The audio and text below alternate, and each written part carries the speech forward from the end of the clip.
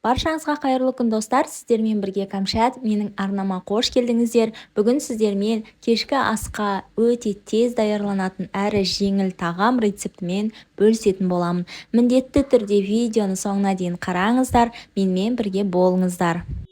Менің видеоларымды жоғалтып алмас үшін подписаться батырмасын басып, қоңыраушаны басып қойыңыз. Менің видеоларым сонда алғашқылардың бірі болып сізге көрінетін болады.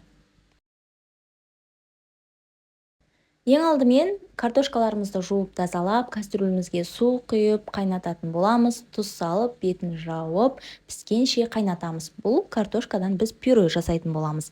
Келесі кезекте картошкамыз піскенше көкөністерімізді аршып турайтын боламыз.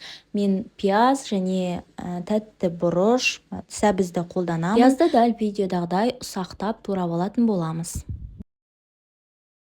Тәтті бұрышты да қажет емес бөліктерін алып, жуып тазалап алғаннан кейін осылай төрт бұрышты формасында турап шығамыз. Ал сәбізімізді теркадан өткізетін боламыз, яғни үккіштен өткіземіз.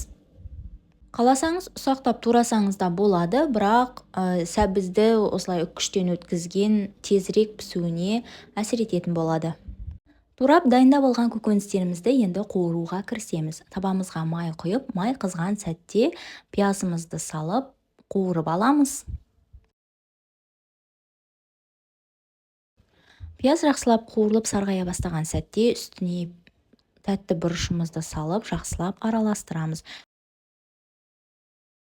Үккіштен өткізілген сәбізімізді салып жақсылап араластырамыз және де қақпағын жауып 5 минуттай бұқтыратын боламыз.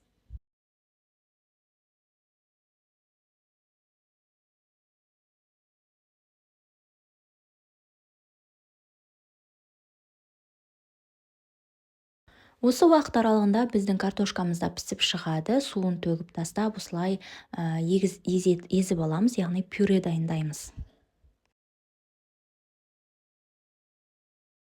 Біздің пюреміз дайын болды. Бұны бір шетке қоя тұрамыз.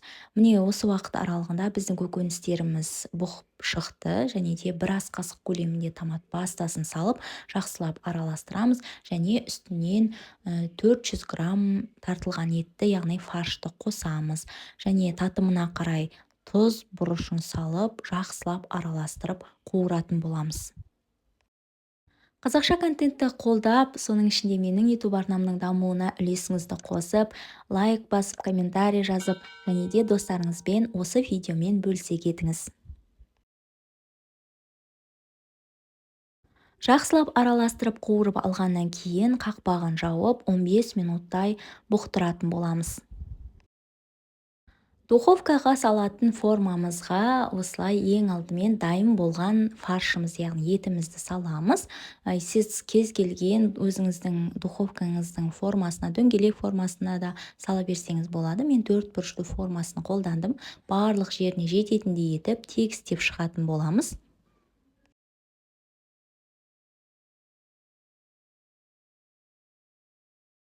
Осылай тегістеп алғаннан кейін үстінен дайын тұрған пюремізді саламыз. Бұл қасықпен барлығын салып шыққаннан кейін мен шпательдің көмегімен тегістеп шықтым. Егер сізде шпатель болмаса, онда осы қасықтың көмегімен де барлық жеріне жететіндей етіп тегістеп шықсаңыз болады. Осы уақыт аралығында духовкаңызды қыздырып қоюға кеңес беремін. Өзіңіздің духовкаңыздың қызу температурасына қарай салатын боласыз. Мен 200 градуста 20-25 минуттай пісірдім. Міне және де ең соңында осы сырымызды саламыз. Менде осындай бөлек-бөлек тілінген, жұқа етіп тілінген дүкеннің дайын осындай түрі. Егер сізде бұндай түрі болмаса, онда қарапайым түрін үккіштен өткізіп қоссаңыз болады. 200 градуста 20-25 минут пісіретін боламыз. Міне біздің запеканкамыз дайын болды. Кешкі асқа өте жеңіл тағам, міндетті түрде жасап көріңіз. Осылай алып, шетінен алып, 4 бұрышты формасында кесіп алып, ыстықтай ұсынатын боламыз. Өте дәмді болып шығады. Міндетті түрде жасап көріңіздер. Нәзік, пюремен, бетіндегі сырмен, астындағы етімізбен барлығы өте күшті үйлесім тапқан әртүрлі әрлеумен ұсынсаңыз болады. Міндетті түрде жасап көріңіз, сіздерге ұнайды деген ойдамын. Сіздермен болған Кәмшат. Егер видео ұнаса, лайк басып, комментарий жазып, достарыңызбен бөлісуді ұмытпаңыздар.